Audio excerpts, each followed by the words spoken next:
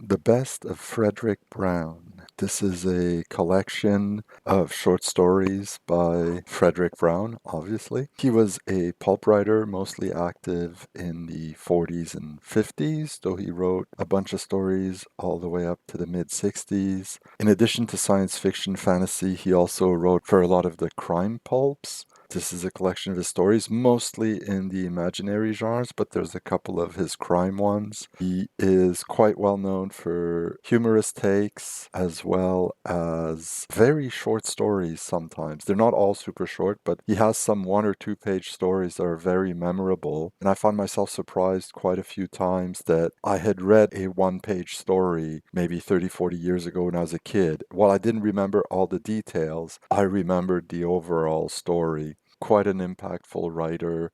His best known story might be Arena, mostly well known because it was adapted into a Star Trek episode. Some of his other stories are also quite powerful. One of my favorites is Letter to a Phoenix, about a nearly immortal person who has lived tens of thousands of years, seen civilizations rise and fall, and who basically gives a bit of his life story, explains how he became immortal through a freak accident. And he will write this letter to the Phoenix, and the Phoenix itself is humanity, who, no matter how many times, will rise again from the ashes of its civilizations. A good story, like many of the others in this book. I highly recommend this one, particularly if you want to see what some of the best of the pulp is.